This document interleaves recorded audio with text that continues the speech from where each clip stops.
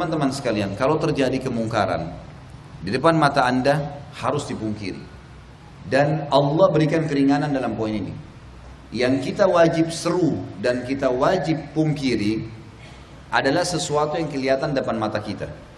Dan yang wajib yang pertama, misal gini, azan nih, kita punya tamu di rumah. Jangan rasa nggak enak. Udah azan, maaf, kita sholat ya di masjid. Ajak tamunya. Insya Allah orang diajak kebaikan mau tuh. Maka tidak mungkin dia mau tinggal di rumah kita kalau seandainya tidak ada orang di rumah misalnya, atau cuma istri kita, pastilah dia ke masjid. Itu namanya menyuruh. Kita menyuruh pada kebaikan, sekalian ingkar mungkar. Maka ini penting untuk diketahui, dilakukan. Kalau ada orang yang berbuat kemungkaran di depan mata kita, wajib kita ingatkan. Kalau dia tidak melakukan yang ma'ruf, kita harus ingatkan. Kalau kita biarkan dan itu merata, nanti banyak orang akhirnya mengerjakannya. Kata Nabi SAW, siapa yang lihat kemungkaran, dia harus pungkiri dengan tangannya. Tangan artinya kekuatan. Pemimpin negara menerapkan peraturan, tidak boleh ini, tidak boleh itu. Pimpinan perusahaan terapkan, pegawainya harus sholat tepat waktu, harus ini, harus itu.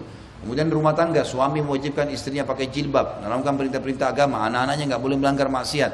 Ini semua adalah kekuatan. Kalau kalian tidak mampu, maka dengan lisan kalian nasihati. Kalau kalian tidak mampu, dengan hati kalian. Dan itu selemah-lemah iman. Dan tidak ada orang yang tidak bisa pungkiri dengan hatinya. Teman-teman, dari tadi Anda dari rumah ke masjid ini, berapa banyak pelang rokok di pinggir jalan? Berapa banyak teman-teman kita yang jual khamar kaum muslimin di pinggir jalan? Berapa banyak muslimah di pasar-pasar dekat rumah kita, jalan di pasar dengan pakai daster tidurnya, nggak tutup aurat? Sudahkah Anda ingkar mungkar? Sudah pernah minimal Anda bilang, ya Allah berikan hidayah? Saya sangat yakin teman-teman, kalau kita semua sepakati minimal saja ingkar mungkar dengan hati, insya Allah akan Allah hilangkan tuh kemungkaran. Masalahnya kita semua lewat, nggak peduli lagi sudah. Padahal itu peluang dapat pahala, peluang juga untuk menghilangkan kemungkaran, menghilangkan musibah yang akan datang. Ingkar mungkar dengan doa, dengan hati, sudah luar biasa. Pertama kita dapat pahala karena mendoakan, dan bukan cuma dia, semua yang seperti dia di muka bumi kita doain. Kalau Allah terima, kita dapat pahalanya. Dan juga kita sudah ingkar mungkar. Tidak boleh dibiarkan, karena kalau dibiarkan masalah. Hati-hati. Kalau teman-teman lihat kemungkaran dan tidak memungkirinya, melihat sesuatu yang ma'ruf, azan, ada orang tidak sholat, tidak diingatkan, minimal dengan hati, dengarkan hadis Bukhari. Kata Nabi SAW, Allah pernah mengutus Jibril alaihissalam untuk menghancurkan satu negeri karena dosa yang merata di tengah-tengah mereka. Lalu Jibril menemukan salah satu penduduknya orang saleh. Lalu Jibril berkata kepada Allah, ya Allah, sesungguhnya di negeri tersebut terdapat hambamu fulan yang saleh. Apa kata Allah? Mulailah azab, siksaan dari dia. Dia yang pertama kamu kenain. Karena dia tidak pernah menyuruh kepada kebaikan, tidak pernah melarang dari kemungkaran. Rajin sholat ke masjid, tapi nggak pernah ingatin orang di dekatnya yang pinggir jalan.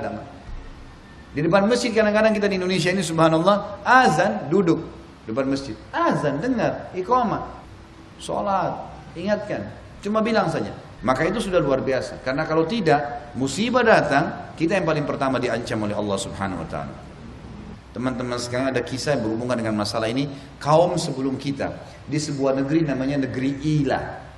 Negeri Ila ini di wilayah Palestina, sekarang direbut oleh Israel tentunya, dan masuk wilayah Israel. Dulu memang orang yang tinggal situ Bani Israel, pengikutnya Nabi Musa alaihissalam, dikenal dengan Ashabus Sabt, orang-orang yang melanggar peraturan hari Sabtu. Kan Nabi Muhammad SAW mengatakan dalam hadis, teman-teman sekalian, Yahudi memilih Sabtu sebagai hari raya mereka, Nasrani hari Ahad, dan aku diberikan hidayah untuk memilih hari Jumat.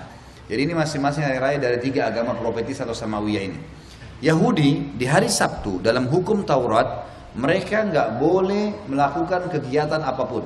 Tidak boleh mancing, tidak boleh beraktivitas bisnis, nggak boleh berperang di hari Sabtu. Ada hukum-hukum, mereka nggak boleh.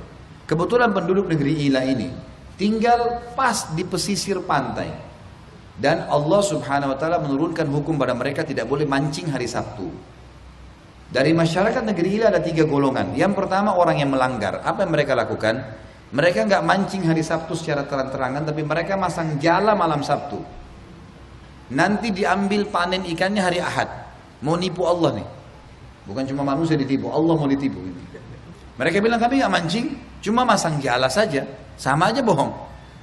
Ada golongan yang kedua, melarang mereka, nggak boleh mancing hari Sabtu, haram, hukumnya Allah. Waktu itu ya, hukum Taurat. Sekali lagi, ini hukum Taurat, halal mancing dalam Islam. Ini hukum dulu. Jadi ada kelompok yang melanggar, ada kelompok yang ingkar mungkar. Ada kelompok ketiga, orang beriman juga. Tapi kelompok ketiga ini bukannya melarang kelompok pertama, malah menahan kelompok kedua. Dia bukan gabung sama yang kedua, ayo kita pungkirin yuk. Enggak, kelompok tiga datang kelompok dua lalu mengatakan, sudahlah, untuk apa ingatin mereka? Kalau mereka melanggar nanti Allah binasakan. Nggak usah pusing, biarin aja orang buat. Yang terjadi apa teman-teman sekalian? Waktu datang azabnya Allah menghukum wilayah Ila, Allah selamatkan kelompok yang kedua, kelompok satu dan kelompok tiga dibinasakan. Kelompok tiga, orang beriman. Karena tidak ingkar mungkar, malah melarang orang yang ingkar mungkar, maka mereka dibinasakan sama Allah SWT. Ini bukan cerita karangan ya. Kita akan dengarkan firman Allah menceritakan masalah itu. Surah Al-A'raf, surah nomor 7 ayat 163 sampai 166. A'udzubillahi minasyaitonirrajim. Waktu orang-orang Yahudi memungkiri risalah Nabi Muhammad SAW, maka Allah menyuruh Nabi Muhammad SAW sebutkan ayat ini. Was'alhum 'anil qaryati allati kanat hadiratal bahr idh ya'duna fis sabt idh ta'tihim hitanuhum yawma sabtihim syurra'a wa yawma la yasbituna la ta'tihim kadzalika nabluhum bima kanu yafsukun. Tanya kepada mereka hai Muhammad orang-orang Yahudi itu tentang negeri Ilah tadi yang berada di pinggir lautan, karena mereka bilang Nabi Muhammad SAW risalahnya bohong. Gak benar nih Muhammad ngarang-ngarang. Al-Quran itu dicaplok-caplok ayat dari Injil dan Taurat lalu jadi Al-Quran. Allah SWT membongkar kepada mereka. Bukti kalau Muhammad SAW salah satunya adalah Nabi adalah mengetahui kisah tentang negeri Ilah. Tanyakan kepada mereka tentang penduduk negeri Ilah yang ada di pinggiran lautan. Ingatkah kalian tentang kisahnya disebutkan dalam Taurat bahwasanya di hari Sabtu mereka dilarang memancing, dan pada saat itu justru hari Sabtu itu ikan-ikan datang kepada mereka. Allah coba. Hari Sabtu itu dikatakan oleh para ulama tafsir, ikan-ikan besar datang ke pinggir pantai dan berdempetan sama ikan-ikan kecil, tinggal diambil. Allah SWT uji mereka. Dilarang dan diuji oleh Allah SWT. Awalnya tidak begitu. Awalnya cuma dilarang mancing hari Sabtu. Setelah mereka melanggar, Allah datangkan cobaan lebih berat. Allah datangkan ikan-ikan itu dengan banyak. Maka yang terjadi teman-teman sekalian, kata Allah, ingatlah pada saat ikan-ikan itu datang memenuhi tempat-tempat mereka, dan selain hari Sabtu, ikan itu tidak datang. Mereka harus keluar untuk mencarinya. Begitulah kami menguji mereka karena mereka berbuat kefasikan. Wa idh qalat ummatum minhum lima ta'iduna qauman illahu muhlikuhum aw mu'adzibuhum 'adzaban syadida qalu ma'dziratan ila rabbikum wa la'allahum yattaqun. Tadi itu ayat 163, sekarang 164. Allah menceritakan tentang tiga golongan tadi. Ada yang berbuat kemungkaran, ada yang mengingkari, ada yang melarang yang berbuat mungkar. Ini sekarang pembicaraan antara orang yang mengingkar mungkar dengan orang yang melarang orang yang ingkar mungkar. Kelompok kedua dan kelompok ketiga. Ingatlah pada saat umat yang ketiga yang tidak melarang orang buat mungkar, malah menahan orang yang ingkar mungkar, berkata kepada orang yang ingkar mungkar, kenapa kalian harus repot-repot mengingatkan kaum yang nanti juga Allah akan binasakan mereka? Apa alasan kalian? Biarin aja bermaksiat, nggak apa-apa. Kita taat ya kita taat. Ya, malah dia larang orang-orang ini buat kemungkaran. Ini ke masjid sama-sama, ayo pak sholat, udahlah biarin aja. Mereka nggak mau sholat, dilarang temannya. Enggak, ikut dong lurusin. Nah di sini orang-orang yang ingkar mungkar berkata, kami ingin berlepas agar punya alasan di hadapan Tuhan kami hari kiamat, agar kami ini selamat. Allah suruh ingkar mungkar, kami ingkar mungkar. Dan siapa tahu mereka bertakwa, mereka mau terima nasihat itu. Falamma nasu ma dzukiru bihi, 165-nya, pada saat mereka lupa terhadap apa yang diingatkan kepada mereka, dinasihatin gak mau dengar, anjainal ladina yanhauna anis su, kami selamatkan golongan kedua tadi yang melarang dari perbuatan buruk itu. Wa akhadnal ladina zalamu, dan kami binasakan yang zalim, kelompok ketiga dan kelompok pertama tadi, bi'adzabim ba'isim bima kanu yafsukun, dengan azab yang sangat menghinakan dari perbuatan fasik mereka. Falamma atau amma nuhu anhu qulna lahum kunu qiradatan khasiin, pada saat memuncak Allah datangkan ikan-ikan tersebut, mereka makin semangat untuk melakukan kemungkaran, maka mereka lupa terhadap ancaman tersebut. maka kami mengatakan kepada mereka, jadilah kerah-kerah yang terhina. Kata dalam sebuah hadis disebutkan, mereka dijadikan kerah oleh Allah SWT selama 3 hari, kemudian Allah binasakan. Bagaimana Allah SWT menceritakan tentang negeri penduduk Ilah.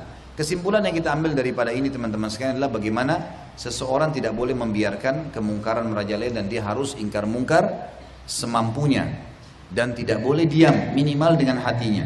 Yang ini akan meredam murka Allah Subhanahu wa taala.